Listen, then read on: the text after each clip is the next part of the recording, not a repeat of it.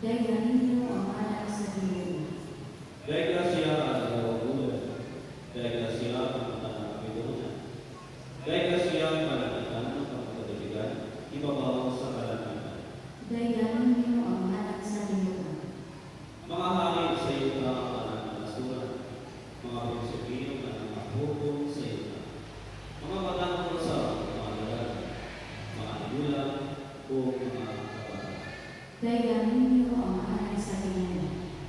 Kaya sa ito, kay anak na mahibay, ang iyang halakon sa kawasan ng kubyuta, kung ang iyang ipayaw ako sa iyang puso.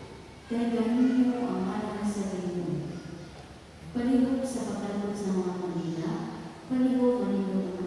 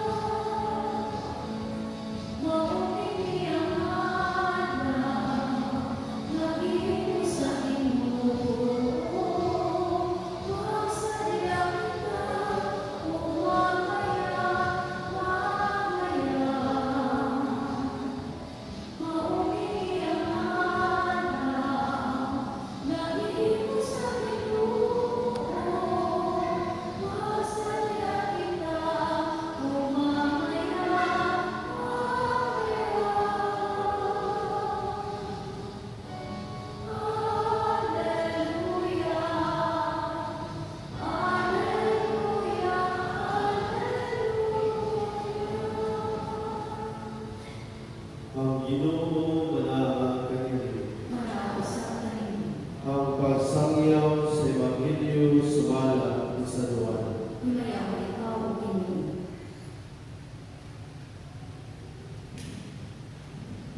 Si Jesus mingon sa iyang mga tinunan, ingon ka mahal na higugma kanako, na higugma usab ko kaninyo. Pabilin kamo diha sa akong gugma. Kung tumalo ninyo ang mga sugo, magabilin kamo diha sa akong gugma. Ingon na tuman ako sa mga sugo sa mahal, kung nagpabilin diha sa iyang gugma. Gisultihan ko kamo niini, ang patunan ninyo akong kalipay, kung ang inyong kalipay kahigpit. Kini mga konsulo, pag higugma ay kamo, ingon ako na higugma kaninyo.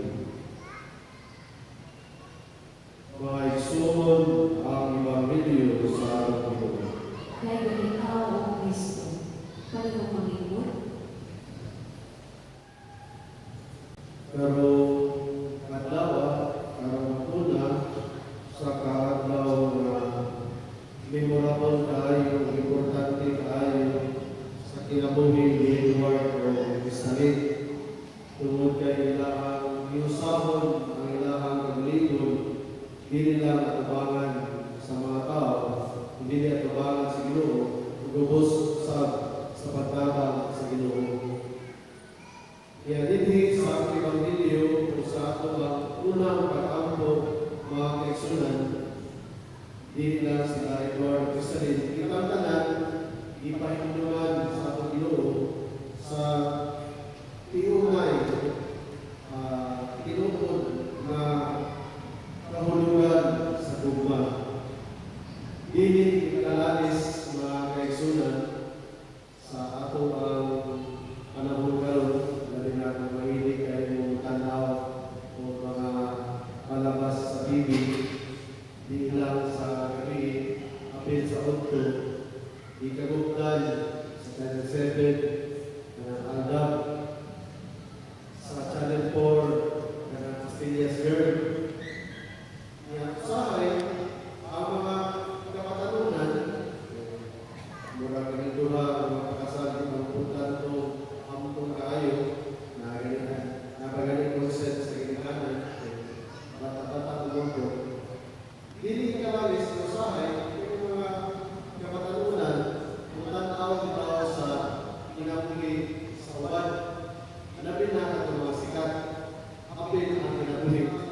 Human relationship, including husband and wife, is not the movie or the ministry or anything that you look around us. Para relain. Sanahan ito kayo mo. Muna nga, ipahinumduman na sa Ginoo nga in human relationship, apil ka natin ginaingon niya, diha sa paghigugma ay apil ang relasyon sa bana o sa sawa, imong sikat karon. Kaya tendency, kung ka na ibuhang tanawon, makaingon ka, minuta ang forever. Hindi mo, nakay forever, nakay forever. Ang Ginoo, kahatag na natin. O nangutang kita sa Ginoo, natungod ni anak, nahimong balaan ang ginabuhi ng Ginoo. Mo ba na isulti diri sa ato ang opening prayer? Usa ka timaan sa gugma ni Kristo. O na nahimo siya na santos nga misteryo.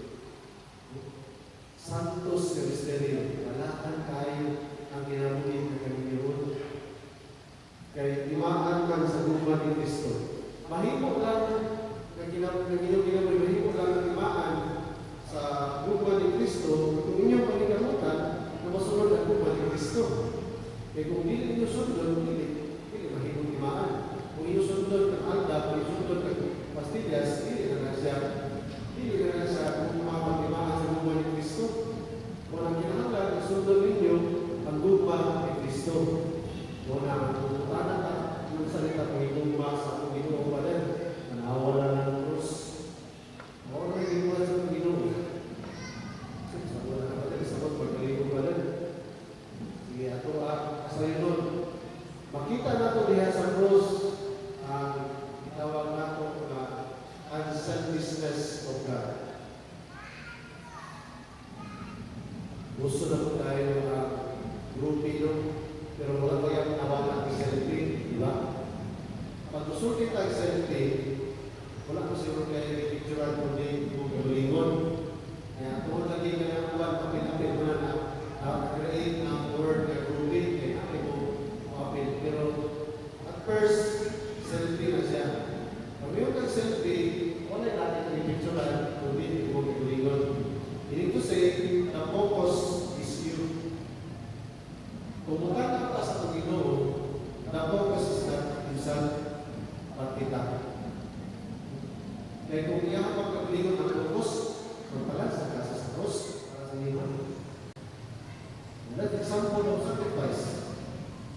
Ang bitaw, ang unahon ay ilang ginawal. Hindi nila ang paglingon. O na, sa hagit natin sa inyo mga Eduardo Cristalin na maka-angkol maana, makasunod maana ang selfishness of God. Don't just think of your own happiness. Una-una ang mga partner. Una-una ang inyong kinabuhi isip ninyo, yung pamilya. Hindi lang ito ang mga tuloy ng naman. Ato pa ang pagkakahon ko example.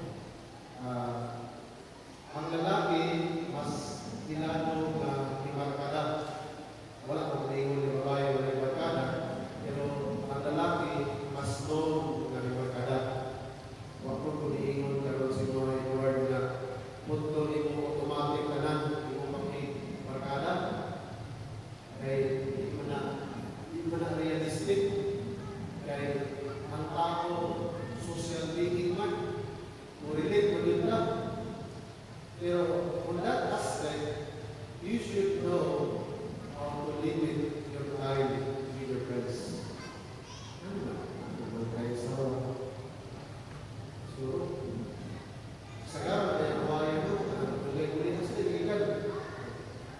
Kasama mo pagpapit, kalimaligo pagpapit. So, saan ka pa tawag? Kalimot ka, kay angay na atakan, basta ko kay patansya.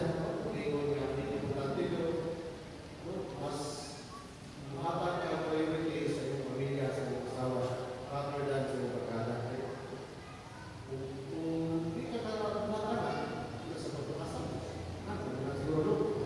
Good word. So, expect ka sa linya, nagyan kayo tayo na magugyan ulit. Ano naman? Para sa iyong being social, nag-relate ka. Ano naman kung kakasalin, kasi hiningon si Edward ako ito, wala ka pa rin.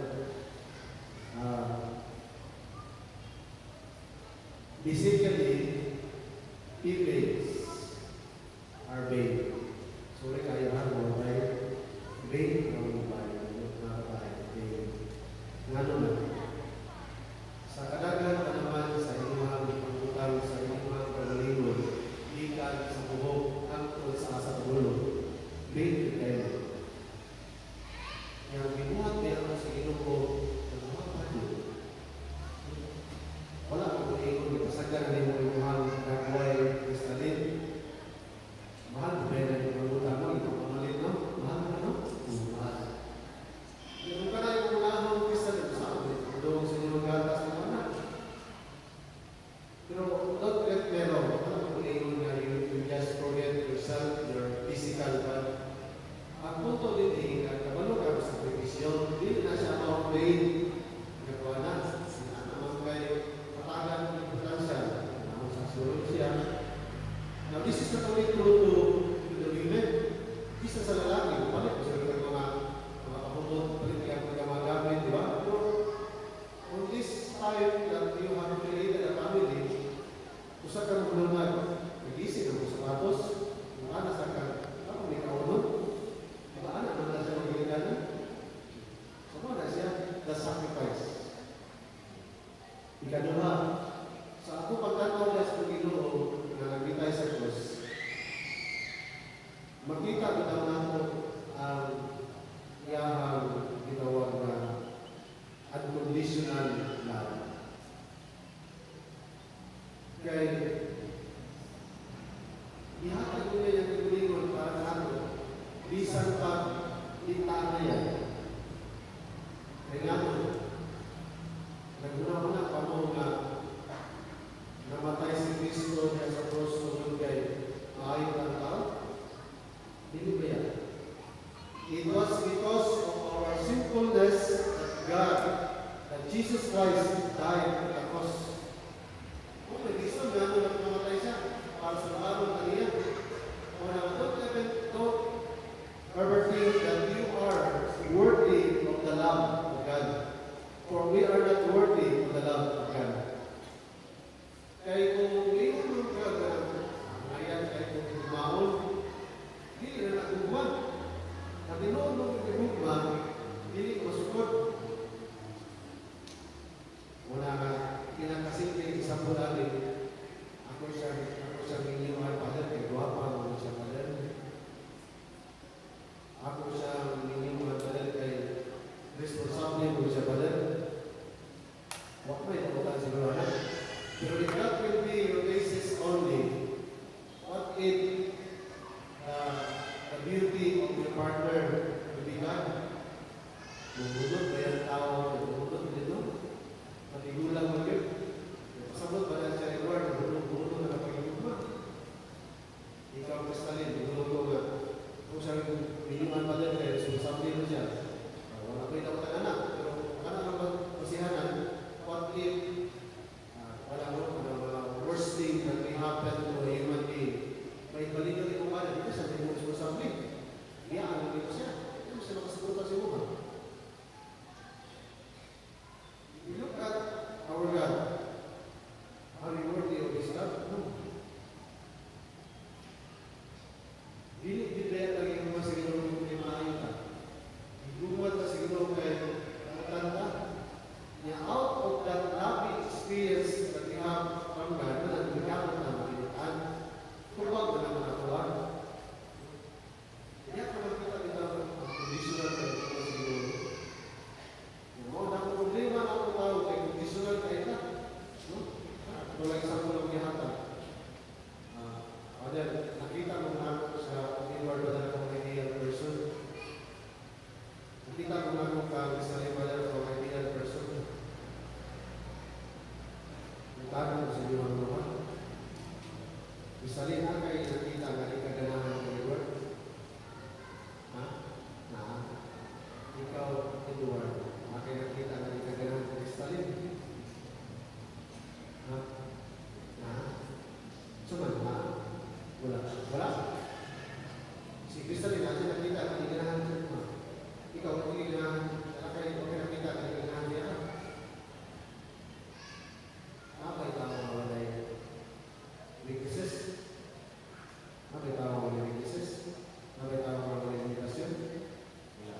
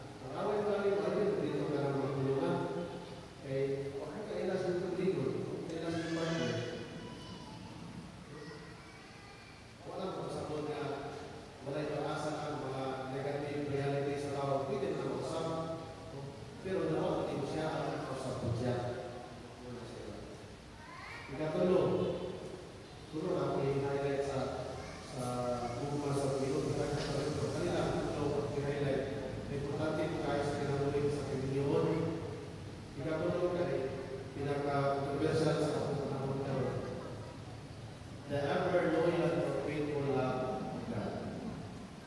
Ano din yung controversial? Diba namin yung tanong forever? Ano sila forever? Ano tayo? Kapilang ka nakasala sa Panginoon. Kanan. Kapilang na niya i-embrace. Kanan. Kanunay. Kanunay. Na nagmahal ng Panginoon. Please ang pagkakaroon ka nakasala. Una na ayaw mag-ikot na wala yung forever. Not forever. Kailangan na nagpakita sa Panginoon. Na kamo, tanan, kaya sa pagkulangan, ikunon ka sa Ginoo. And that's the reason why you are here today.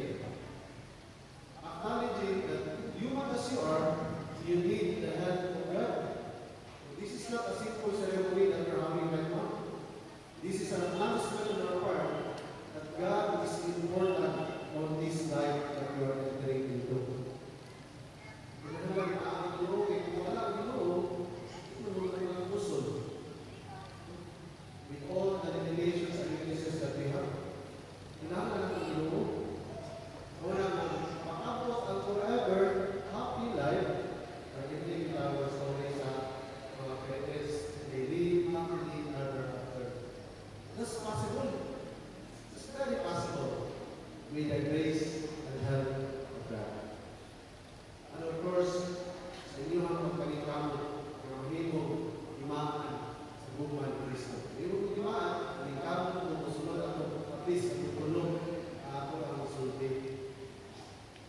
Kung ko rin sa Panginoon, magpalipayo kita.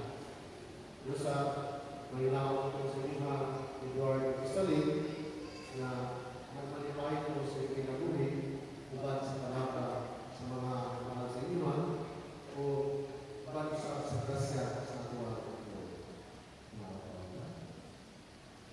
Thank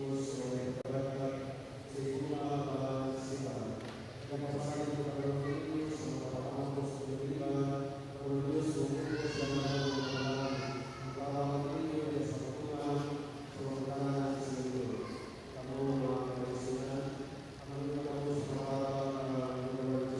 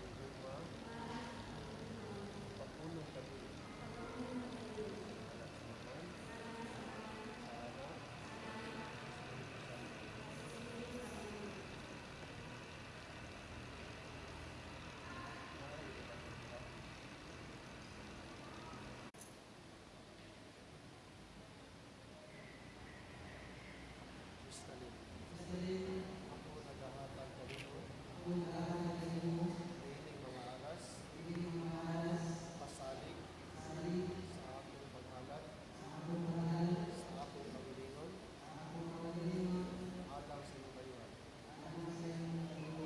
alang sa mahal, sa anak, sa Espiritu Santo.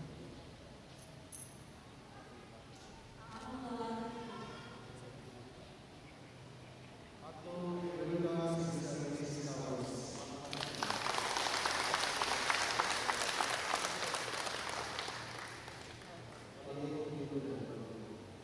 Nagkakulakas sa Diyos sa Kristo sa mga kakapong kinamiyon, duga kami ito. Duga kami ninyo.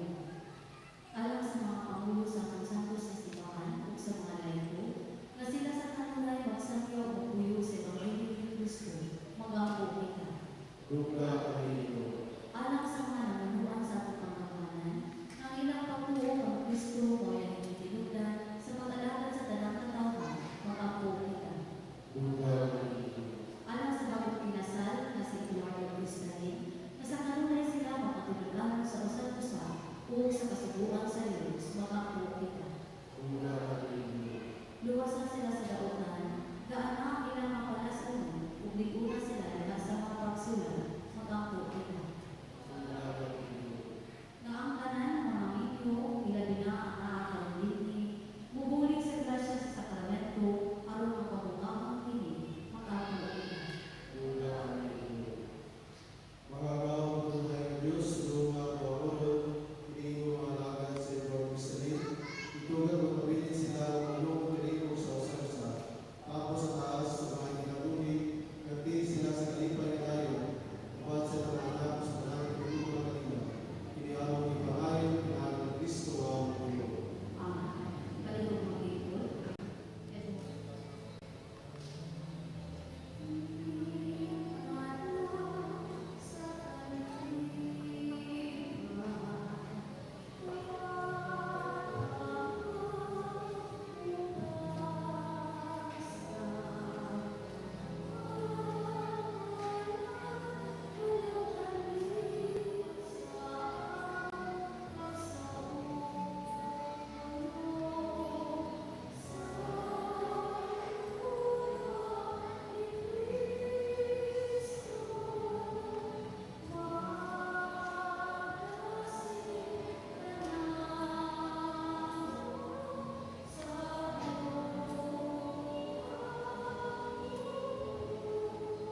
Panginoon ninyo, mga Isun, pagkakamot mo na ako inyong sakripisyo, nawalo na sa Diyos yaman, makagawang sa tanan. Gawin ka sa inyo ang sakripisyo ikan siya ng mga manok, alang sa pagkain o pagmamaya siyang alang sa kapuslanan sa tibok niyang santos na simbahan. O Ginoo, padalingon kayo ang mga pag-ampo, gawata, mag-asa, o gihalan, alang ng Edward Cristalin, karon iniusaw sila niya sa Gamentos Caminyo. Magdugang unta sila sa ilang guma, alang kanino, usaw-usaw kanila ang misteryo sa tinagdog at guma ni Kristo, na among sa ulong ni Eucharistia. Inihamong ipangayon na ni Kristo ang among Ginoo. Amen. Ang Ginoo na kanino.